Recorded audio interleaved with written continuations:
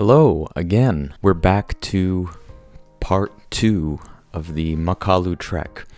And one thing that I realized upon posting the last video is that I really didn't go into much detail about the trek itself, but upon further reflection, I feel like I should probably give at least a little bit of an idea of, say, how long the trek is and where exactly you go and why this trek is so interesting. So the trek, like I brought out in the last video, starts when you fly from Kathmandu to Tumlingtar, and then go from Tumlingtar to Noom. And in the last video, we made it from Noom to Seduwa. And that can all be done in 2 days, if you're flying. And then from Seduwa, you head north to Tashi Gaun, and then from Tashi Gaun, you head up into those passes that I brought out in the last video. From those passes, you enter the Barun Valley, and the Barun Valley is the valley that will take you all the way to Makalu Base Camp. This trek usually takes about 18 days to complete, from leaving Kathmandu all the way to Makalu Base Camp and back down. So we were ready for a really long hike. Unlike the other national parks in Nepal, this is one of the very few that is rigorously protected because of its flora and fauna, and for that reason has way less people living inside the national park, especially compared to the other major national parks in Nepal. The Makalu Barun National Park was established in 1992, so relatively a new park. Mount Makalu, the centerpiece of the national park, is the 5th highest mountain in the world. The park is home to many flora and fauna, most notably the rhododendron, Nepal's national flower. Can be seen in a variety of colors all over the national park. It's also very possible to see the red panda, the clouded leopard, and Himalayan brown bears. We didn't see any of those. Also notably, it's the home of the fabled Yeti. We didn't see him either. So there's a few facts about the Makalu Barun National Park. I hope you enjoyed part 1. Part 2 is going to be our journey from Seduwa to Tashi Gaun and possibly even higher. But I don't want to spoil too much. So enjoy the video and I'll see you in the next one. This is where we left off in part 1. We made it to Seduwa from noon and stayed the night at this Makalu homestay. The owner was this woman, Doma Sherpa, super friendly and helped us with the contacts going forward to Tashi Gaun. She ran the homestay with her husband and 3 kids, and we ended up staying here on the way back down as well.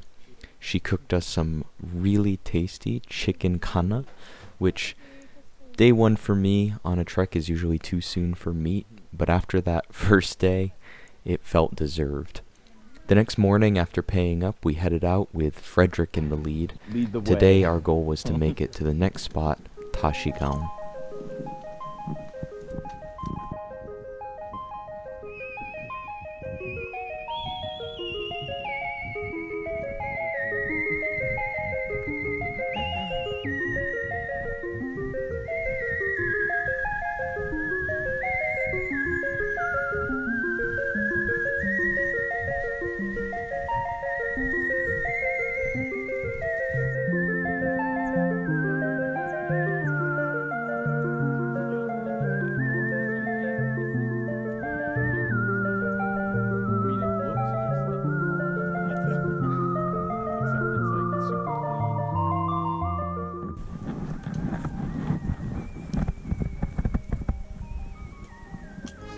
Good?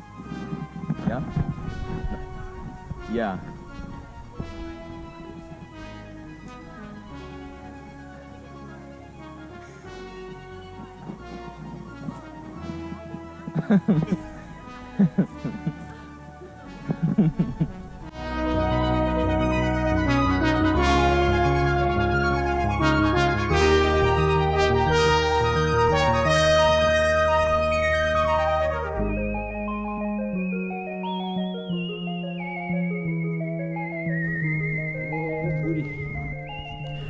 While on the trail, we met another young man who was quick to help us with our questions about getting to Makalu Base Camp. He gave us some advice about what to do once we reached Tashi Gaun, although he wasn't too optimistic about our chances of getting to MBC.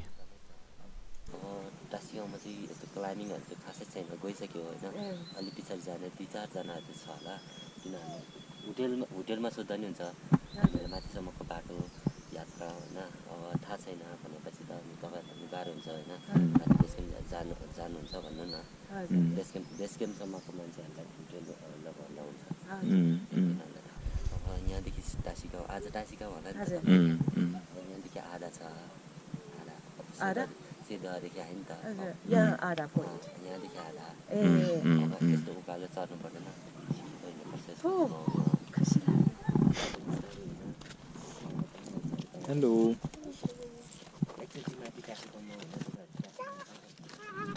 We ended up following these kids that passed us, and I gotta say, I was super impressed. I thought we were going to eventually pass them, but these little guys were troopers, true children of the mountain, and they ended up leading the way, all the way up to their school.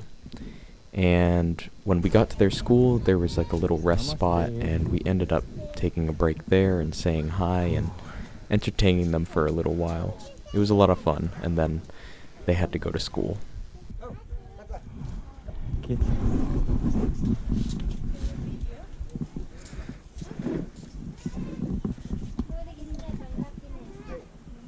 Namaste. Swagat ini berhormat. Namaste.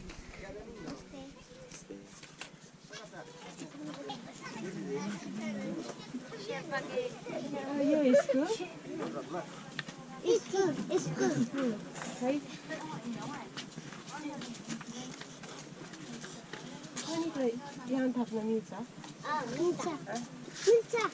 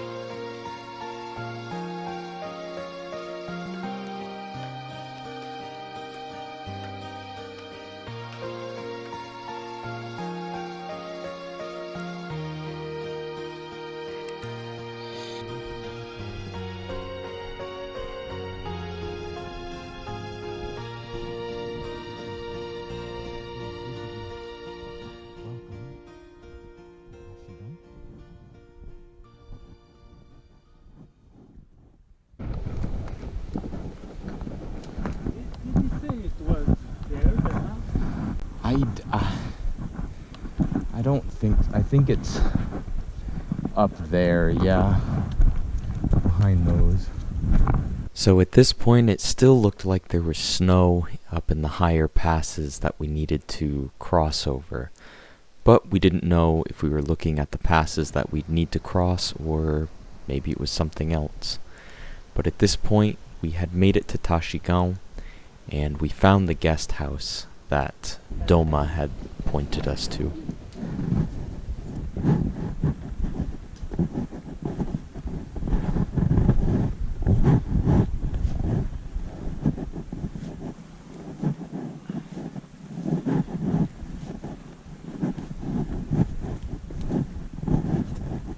Doma didi ko afanto ho tapai acha acha मेरो बुढी आउँदै हुनुहुन्छ तीनजना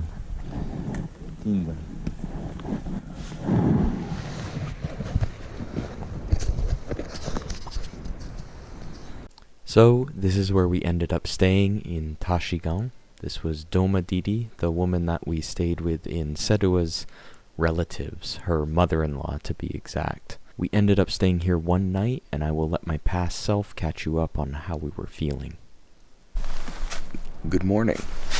It's been a few days, but we are currently in Tashi Gaun, which is kind of the stepping off point for going up over the Shiptonla Pass.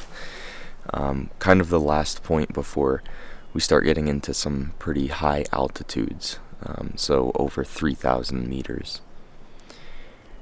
Right now, it seems like from everybody that we've passed on the trail that we've talked to, it seems like we've passed two types of people. One type of person is the type telling us that all the passes are closed because of all the snow, and even from here you can still see that there's quite a bit of snow where we're supposed to go. And the second type of person I think are all the people, I think every lodge from here on out is owned by the same family, which is a Sherpa family who we stayed with in Seduwa, and who we stayed with one of their daughters in Seduwa, and we stayed with the mother and the father in Tashi Gaun. They own all of the lodges north of here that keep going up all the way up to Makalu base camp. It seems like the owners of the higher ones are not here today, but they will get in tomorrow, and depending on the snowfall they may open up for us. It's me, Mino, and a French-Canadian guy named Frederick, and we have made it all the way up to Tashi Gaun, but since there's only 3 of us, I don't know if they think it's worth opening the ones higher than here. Even last week we heard that there was a group of about 6 or 7 people that came up that didn't get any further than here, Tashi Gaun, because of the snowfall. Because the other lodges weren't open, or they wouldn't open them for them because they knew that they weren't going to be able to get any further because of the snow. But I don't know a lot about that situation. I don't know if those people also spoke Nepali, which has been a huge boon for us, getting into these places and talking to people and finding out just what is going on north of here. It may be the key to actually getting us further, as long as it's weather permitting. We also heard just yesterday that there is a group of about 6 or 7 people coming up to here to Tashi Gaun today. And if that's the case, that may increase our chance of getting these higher guest houses open. So I guess we'll see what happens. Today, our plan, we met the other daughter of the older couple that lives up here, the grandparents, so to speak, that live up here. They own one of these other guest houses, and they're going up to a place called Danda Kharka. They're going up to Danda Kharka. They own the only guest house up there.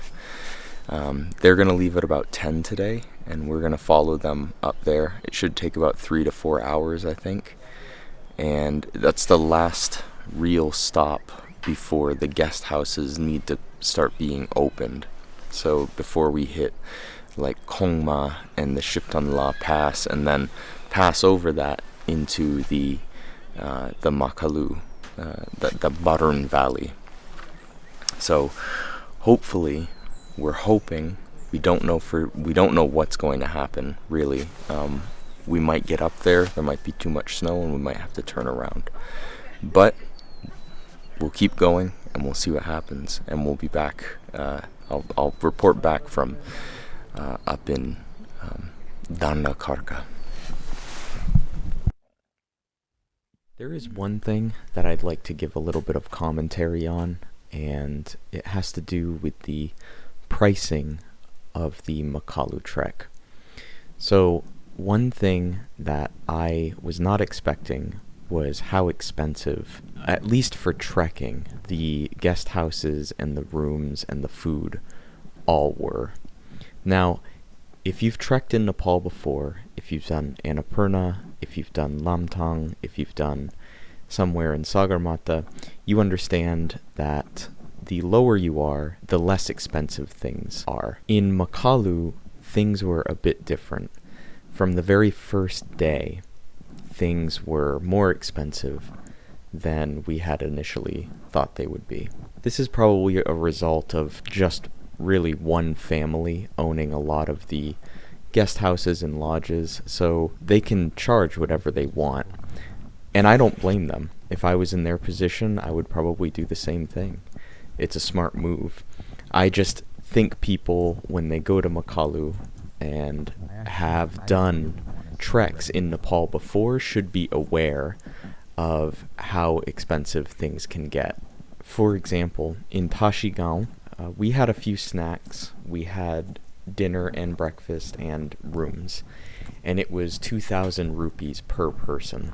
So it was 4,000 rupees for my wife and I. We were not expecting that. And the further up we went, the more expensive it was going to be. So I would just say, for going on this trek, be prepared to spend more than you would on a normal trek. I have a video about pricing treks in Nepal, and I was not aware of how expensive the Makalu trek was going to be day by day when I made that video. The Makalu trek is by far the most expensive day-to-day trek I've ever been on. So it's just something to be aware of for those going to Nepal. For most people going to Nepal, price is not an issue from day to day, but if you're trying to do it on the cheap, then just something to be aware of.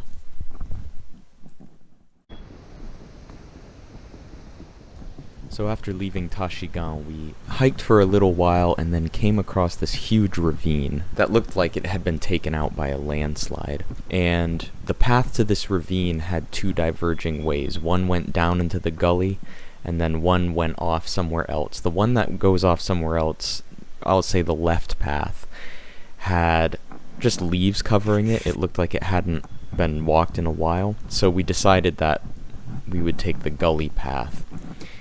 And the gully path, the further we went down, it looked like it was just a trail for horses. You can see here that there's just a piece of wood, a log, as a bridge, and then you have to kind of climb up the other side of the ravine.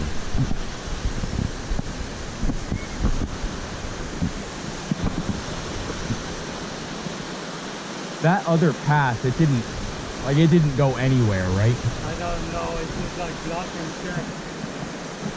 We have to cross the Okay. I mean, there's kind of a path. There is, yeah. It's not that bad. Oh yeah, up there. There's a little spot right there. I think this is fine though.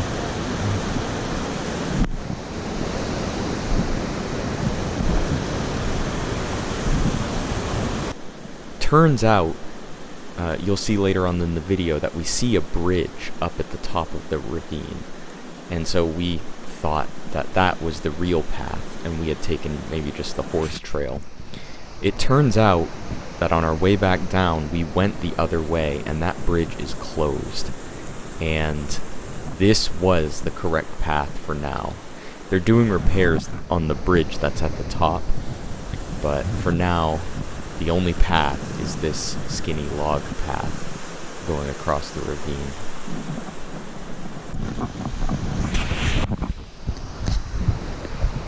Oh, there's a bridge up there.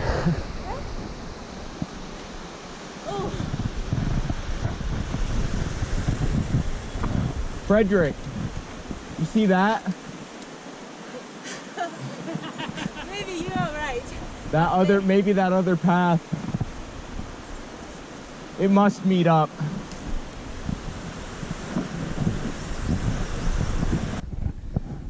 Just got done with a bunch of stairs. I'm waiting for Minori. Turn the corner. More stairs. Lovely.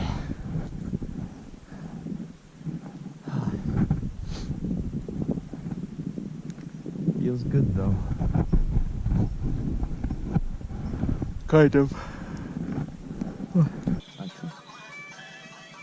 कता आउँदा हुनुहुन्छ अहिले Danda Kharka. अहिले नानीहरू No. नानीहरू पनि छ के रे बच्चा बच्चा देखेको छैन अघि अघि तलबाट आउनु दिदी र बच्चा कहाँबाट आउँदो रहेछ खै देखेको छैन ल हजुर तपाईँहरू माथि डाँडा पार्किनु है तपाईँ हिँड्नु सक्छ भने हिँड्दै गर्नु हुन्छ अनि माथि गएर अनि त्यहाँ रोक्नु भने हुन्छ अहिले म उभो आउँछु हुन्छ अझै सामान त्यहीँ छ हुन्छ So, as you can see from these clips, we had already started to hit snow, pretty substantial snow, which did not bode well for us making it to Kongma, or really anywhere above Kongma. So we were starting to worry a bit.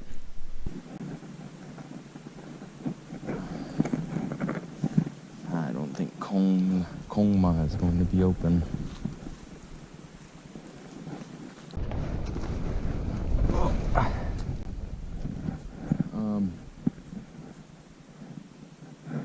You're probably going to want to go up here to your left. Yep.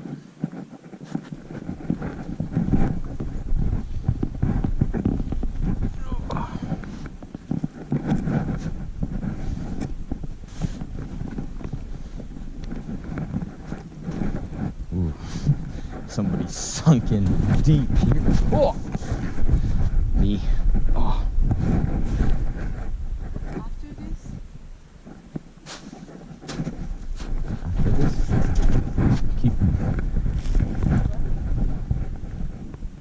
Can you hop up here?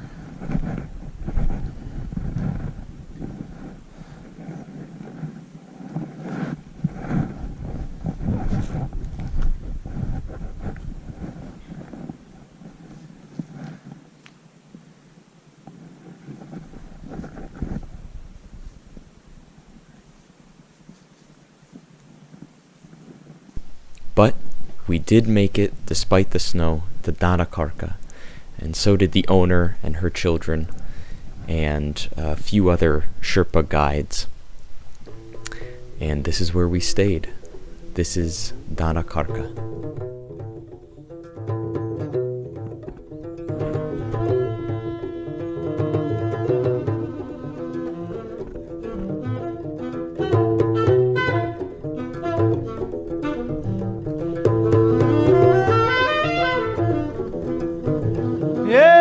وما بابا موسكا يجالنا يا سيدي موسكا